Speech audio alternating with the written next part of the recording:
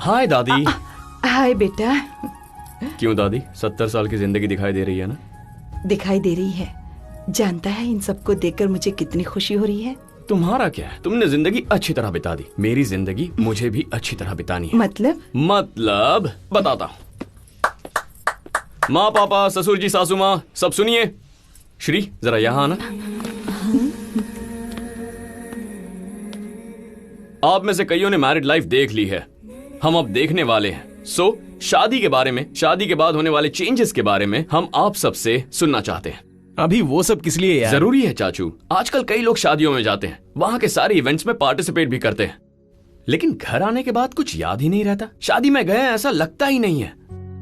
बचपन में दादी माँ ने बताया था, शादी का मतलब त्योहार है, और अगर ऐसी शादी हो तो जिंदगी भर याद रहती है। मैं अपने कई शादीशुदा दोस्तों और कलीग्स को देख रहा हूं। कोई पत्नी से डरता है, किसी को पति पर गुस्सा है, ईगो और छोटी छोटी बातों पर बात डिवोर्स तक पहुंच जाती है।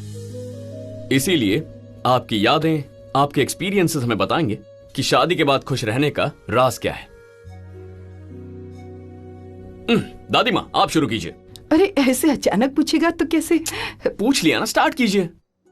तेरे दादाजी कहा करते थे, हमारे पैदा होने के बाद जिस तरह हम माँ बाप को देखा करते हैं, बच्चों के पैदा होने के बाद उसी तरह पत्नी को भी देखना चाहिए। अगर ये बात याद रखोगी तो शादी अच्छी रहेगी।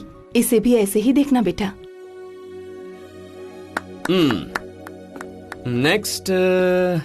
मामा जी अब आप कहिए ना। मैं? ठीक है बेटी, वो टैब दो। पति पत्नी के बीच का प्यार डब्ल्यू जैसा होता है।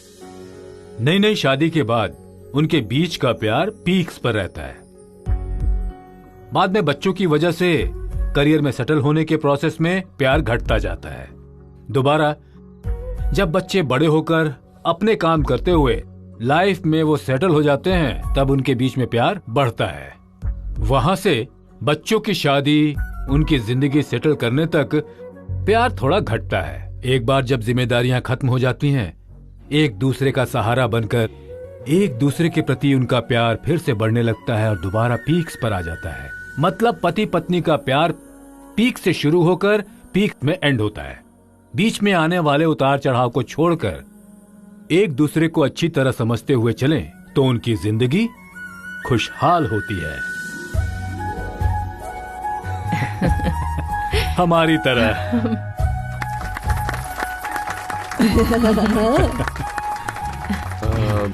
कैसा लग रहा हूँ? फूफा जी अब आपकी बारी, बताइए। पत्नी जैसा कहे करते जाओ, लाइफ अच्छी रहेगी। हमारी अर्धांगिनी जो कहती हैं वैसा ही करता हूँ, इसलिए झगड़े नहीं होते। आपकी बातें भी मैं मानती हूँ ना, इसलिए हमारे भी झगड़े नहीं होते। ससुर जी आप बताइए ना। मैं हाँ बोलिए ना। मैं बोलती हूँ। ये कहेंगी। ओके बताइए। हर लड़की बचपन से लेकर एक उम्र तक अपनी सारी फीलिंग्स अपने पेरेंट्स के साथ शेयर करती है, बाद में भाइयों के साथ, बहनों के साथ, और उसके बाद फ्रेंड्स के साथ, फिर कोलीग्स के साथ। हर एक स्टेज पर कोई ना कोई उसकी जिम्मेदारी लेता है, पर इन सबकी जिम्मेदारी एक साथ लेने वाला सिर्फ पति होता है। हम औरतों की छोटी छोटी खुशियां होती हैं वासु। घंटों मेहनत करके खाना बनाने के बाद पति बस एक बार कह दे कि ये खाना अच्छा है, वही हमारे लिए काफी है।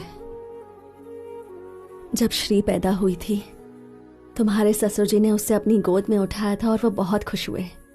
उस दिन से लेकर आज तक मैं अपने सारे दर्द भूल गई। जानते हो, पति साथ चलकर कुछ खरीदवा दे तो पत्नियों को कितनी खुशी होती है। जब इन्होंने उस दिन दुकान में आकर मेरे लिए एक साड़ी सिलेक्ट की तो मैं बहुत खुश हुई थी। इतने सालों के हमारे रिश्ते में वो दूसरी बार था जब उन्होंने मेरे साथ रहकर मेरे लिए एक साड़ी खरीदी थी। पहली बार तब जब नई शादी हुई थी।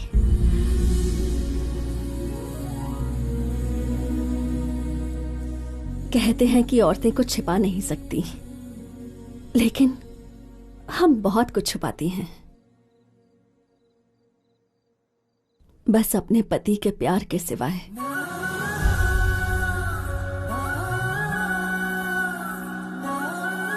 भाई, श्री बहुत खुशकिस्मत है कि वो तुम्हारी फैमिली में जा रही है।